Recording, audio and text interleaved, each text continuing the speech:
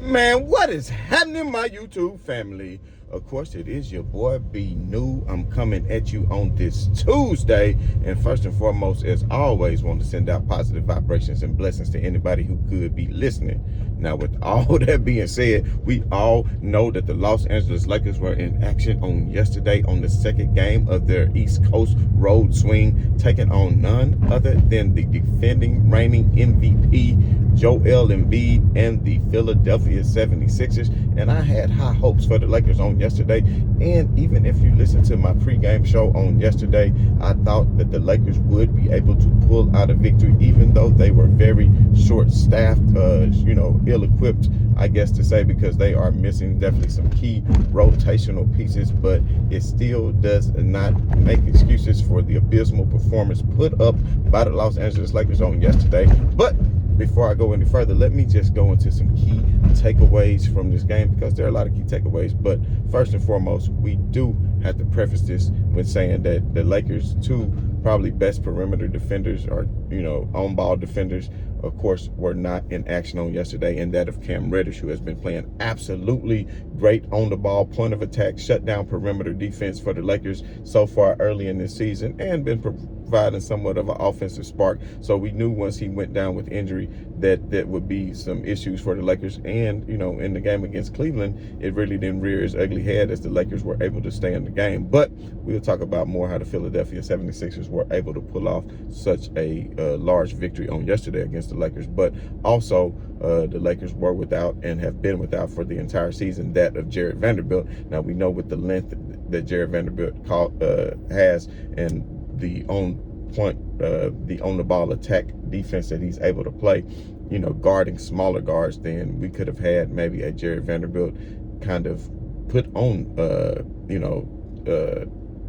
the 76ers perimeter shooters, because you had 5 players from the 76ers who were in double digits, who hit multiple threes. If you look at somebody like a Pat Bev and a Markieff Morris, they hit for 6 3-pointers in the first half on yesterday. They didn't even have 6 3-pointers combined going into the whole season out of 15, 16 games. So that lets you know. And once things start to fall like that, it can get ugly real quick. And then when you up like that, it doesn't take a whole lot of confidence to step up and knock those shots down. That's kind of what I was talking about the other day, when Christian Wood can make all these threes, but can he make threes when they down, or when they really need them, or when the Lakers are up against mediocre teams? And we don't want this to continue to be a theme for the Lakers, because they have, been playing really well against poor teams and getting the wins that they're supposed to do. And that's one thing that, the Lakers need to do in order to be, in contention as far as seeding when it comes to the playoffs. And I continue to say that,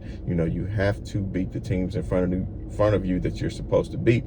But when you play teams that are on the level or better than you, or teams that have championship aspirations just as much as you do, in a team like the Philadelphia 76ers, then you at least want to show up. But like I was saying, going back to what I was saying before, the Lakers having a lack of just a lack of perimeter defending. And Tyrese Maxey was doing this thing on yesterday. He's a great young player. He was scoring from all 3 levels, mid-range, 3-pointer was going on. He was breaking down the defense, getting downhill, creating opportunities for others as well.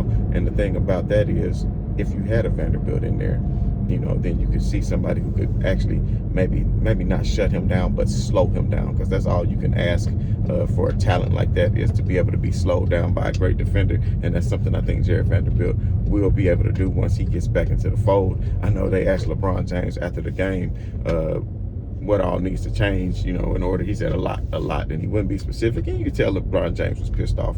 But that's good. That's good that he's pissed off that they lost by so much, because if he wasn't playing with any emotion, then he might not be so mad, but you want him to play with emotion. You want him to be mad, because that means that it matters. It means that it's important to him. So, one thing last night with LeBron, people want to say, oh, he lost by the most of his career. Oh, Jordan never lost by 40-some points.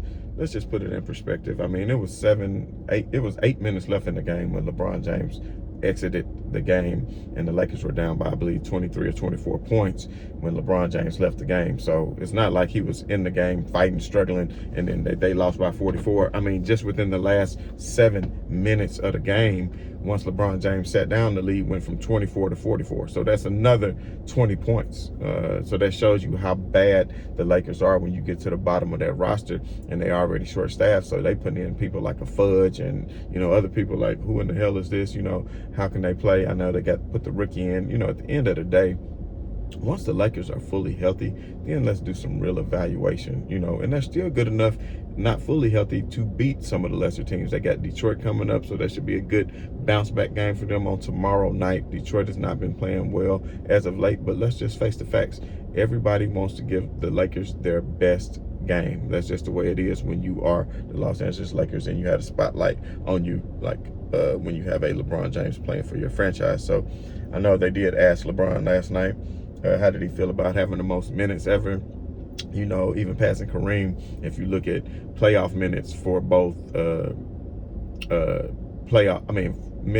total combined minutes for playoff and regular season combined, he passed that record. So he didn't seem too happy about it. I don't think he cared. Maybe if they would have won, he might would have had a better answer and just said, it's crazy that he just able to stay healthy that long to be able to have played the most minutes ever in the NBA. That is crazy, just considering all the number of players who's been in the association and players who have played for an extremely long time. But like we said, we've never seen this in year 21, man. There's a lot of things I want to break down when it comes to LeBron James, and it's early on in the season, but we will be getting to this.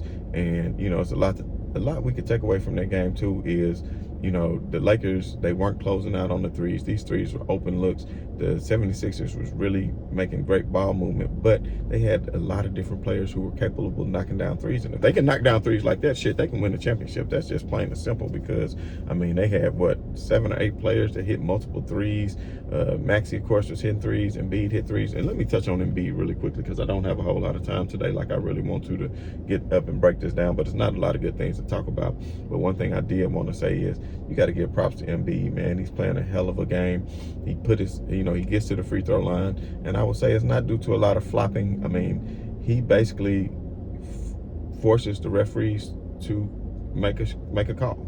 He forces the contact. He was going straight into the chest of Anthony Davis. Anthony Davis was like, he was more avoiding contact. Got one of his shots blocked with Embiid when he was on a fast break because he's trying to avoid that. Take the ball straight up into his chest like he did you. And if Embiid gets it in deep, he's going to score. It doesn't matter. So, Embiid to me just showed how much of a better player he is than Anthony Davis. Anthony Davis keep getting these all-world accolades. They put him in the top 75. To me, I still disagree. I would put a Dwight Howard in the top 75 before I would put an Anthony Davis in the top 75. Everybody says what he's capable of, I don't care what you're capable of.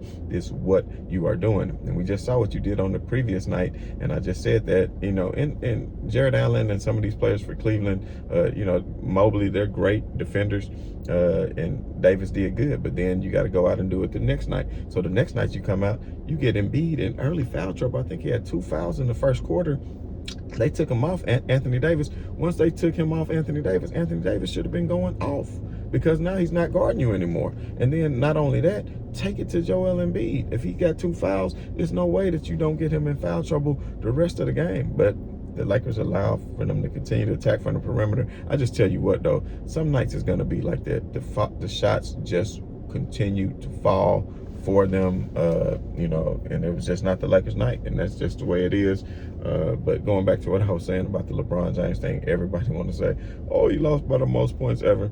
Like I said, they was only down 24 when LeBron James left that game. So the Lakers bench, bottom pack of the bench, allowed for them to get another 20 points for the rest of the game. So the Lakers, they'll look to bounce back tomorrow against Detroit, as long as they can stay above 500 and position themselves up until they can get fully healthy. I didn't even mention the fact we talked about Cam Reddish, and we talked about